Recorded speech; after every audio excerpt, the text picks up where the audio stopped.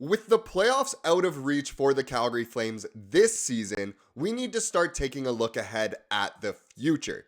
The next couple of weeks really don't matter all that much to the Flames, but the coming months are absolutely vital for the Flames' future while they undergo this rebuild, retooling, reshape, whatever you like to call it. But there's no denying that this offseason, the Flames are about to do something big.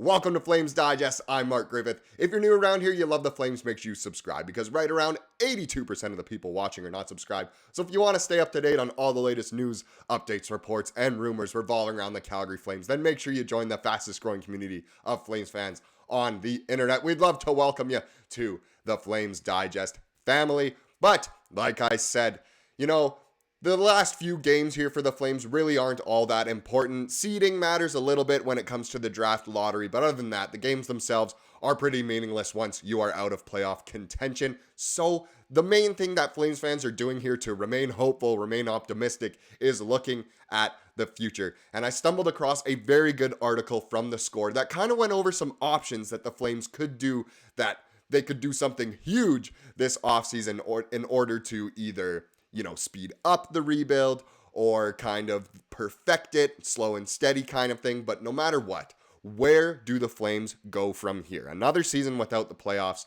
a season in which they got rid of a lot of players but got a lot of assets back for the future. So what do the Flames need to do in order to contend, sooner than later, I think is what this article is really trying to say. Now, obviously, I'd rather have a good retooling so that the Flames really are true contenders instead of just being semi-contenders sooner. But either way, there's a lot of options here, and I believe there's 5 of them. We will go over 5 things the Flames could do or should do this offseason. So the first one, embrace a rebuild. I know it's a lot easier said than done with all the pieces the Flames do have, but the Flames could go all in, adding immediate help to try and win before Huberdeau, Kadri, and Weegar, 3 30-plus players signed through at least 2029, get too old. But that strategy would likely lead to more long-term pain. That is not what Flames fans want. There's been too much long-term pain. Get rid of that. Nope. So, we're not saying Conroy needs to completely tear the team down to its core, but he must resist the urge to hand out more long-term contracts to aging players and instead continue to try and get younger.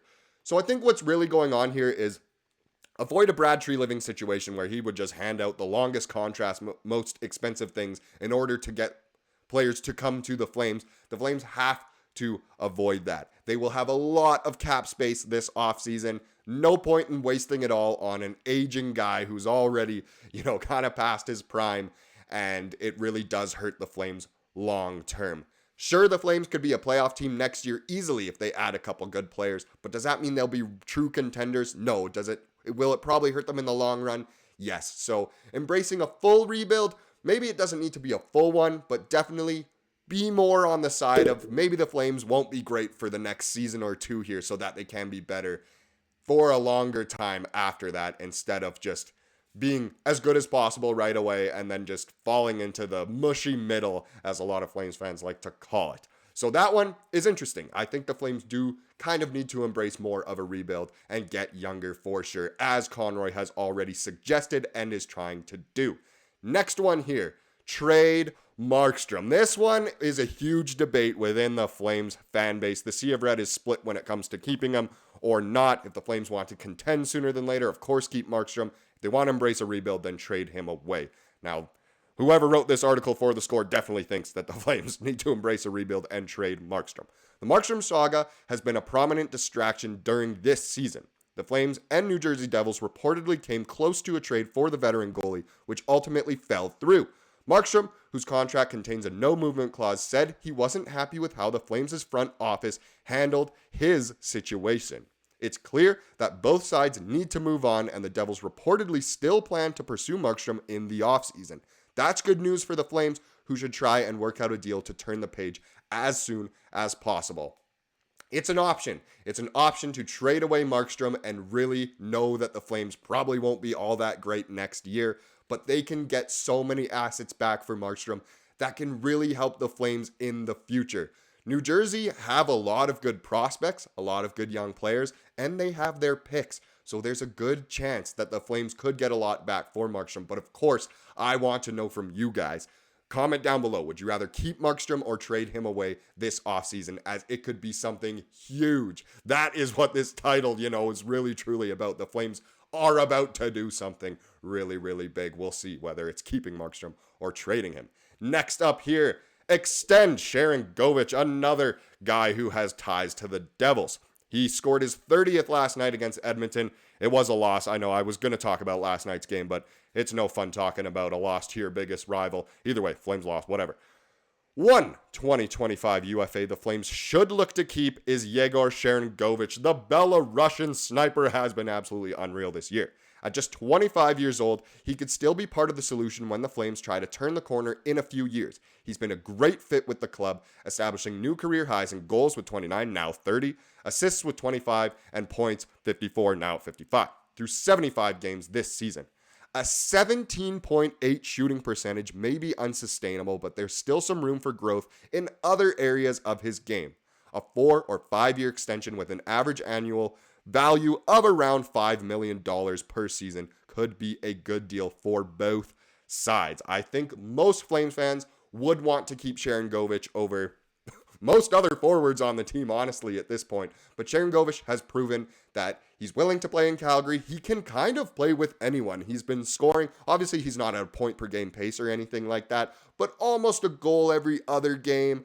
Not quite with the math, but come on, I'm just trying to sell him here to Flames fans. But I really do think they should sign him, not to a super long deal like Huberdeau or anything, but definitely at least a few years, so that when the Flames are ready, he's part of that. Maybe he'll be, 30 in 5 years. So maybe at that point, he'll be ready to mentor some of these younger guys. The Flames have picked up a lot of Eastern European guys, we'll say. So maybe he can get along with them. So either way, I think it would be great if the Flames can extend him. Coming over in the Toffoli trade, he has blown out expectations. He has been amazing. And the Flames, Conroy really did great there. The Flames did great there. And I'm so glad he's doing well. They should try and keep him instead of totally tearing it down and only keeping Huberdeau, Weegar, and Kadri. Keep Yegor, we want Sharky. Next up, weaponize the cap space. I said earlier the Flames have a lot of cap space, but let's get into this. Even before trading anyone, the Flames will have about $18 million of cap space at their disposal.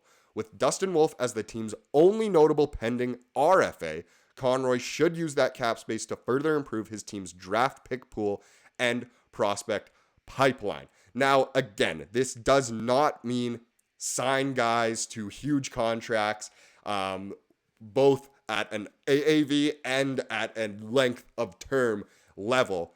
Don't do that. Just sign guys in a way that really helps the team, whether it's for a short term and they can mentor some of the young guys, or short term in order to trade them away as big trade bait and then get even more draft capital back. That is ideal. That's what you want with all this cap space. They do not need to sign guys to huge deals. That is the opposite of what needs to happen here. It really does need to be a good retooling. I know a lot of people want to contend right away, but they have to avoid the mediocrity that they've fallen in the past, my whole lifetime really, and beyond. So they really do need to weaponize that cap space, but using it right. And I know Conroy is going to use it differently than Tree Living has in the past. So I think the Flames are in good hands, but obviously we will see. Now, the last thing here is sign playoff type UFAs for trade bait. This goes hand in hand with the last one. But even as a rebuilding team, the Flames still have several holes on the roster they'll need to fill for next season, the majority of which are on defense. Weegar, Andersson, and Miramanov should be in the lineup for sure. They'll be mainstays. Joel Hanley and Braden Pahal are good depth options, but otherwise the Flames could use 2 to 3 blue liners to fill out their lineup. And it could be kind of the same thing as this year. Guys who maybe are more veterans but very valuable, you sign them, and then you can trade them away at the trade deadline and get so many assets back. Look at what happened with Hanifin and Tanev. It could be a similar type of thing. Now, they obviously won't get someone as valuable as Tanev or as Hanifin, but if they get a decently good, few defensemen there, then they can build a competitive roster for sure, but they can also build one where the Flames again can prove their value and then trade them away for as much back at the deadline. It is possible. I want to know from you guys, what do you think of these 5 options? Should the Flames pursue all 5 of them? Just do a couple of them, or completely avoid all of this altogether? I definitely want to know your opinion, because I'm sick of knowing my opinion. I don't even know where I stand. Now, let's look ahead at what the Flames have this upcoming week. Like I said earlier, it's not the most exciting time in terms of watching the Flames play, as they're not going to be in the playoffs, but it's exciting times nonetheless to be optimistic about the future and all of that. The Flames did exactly what they needed to do this season, but let's talk about the actual hockey here. This is the schedule coming up ahead. The Flames go on their California road trip once again this season. They'll be in San Jose on Tuesday, LA on Thursday, and quickly back in Anaheim on Friday before coming home to play the Coyotes on Sunday. So some easier games for sure in terms of the competition, but either way, all these games is just a great opportunity for some guys to prove their worth, and it should be very, very exciting games, hopefully, and guys can maybe pad their stats a little bit against easier competition, we could say. Hopefully Dustin Wolf will get some good starts in there and really show his NHL caliber prowess and get that valuable experience. Now let's finish off with the comment of the day. This one revolves around Pospisil once again. I personally haven't made a video since the Pospisil ones a couple days ago. I know John made a video yesterday. I don't know why it's not on the channel anymore, but either way, let's look at this comment about Pospisil. Hardworking, relentless forecheck, hitting, decent hands, and decent offensive game. If we had a few more like him, we would be looking forward to the playoffs. We haven't had a guy that makes other teams aware of their presence in a while. Well, since Tkachuk probably. He just has to tone it down a very small notch, and that's from Blaine Luch. Thank you so much for commenting that. And I think it really does hit the nail on the head about Pospisil. He's a great player, but if he can just tone it down a tiny bit, then he's the perfect player and exactly what the Flames need. I'm not going to argue whether the hit was clean or not on Morrissey. Looks like he won't face any discipline, which is fantastic for him and for the Flames. But either way, if he can tone it down slightly and get within that rule book a little more, then he really is perfect. Thank you so much for watching this video. Please subscribe if you're new around here, and have a wonderful rest of your day.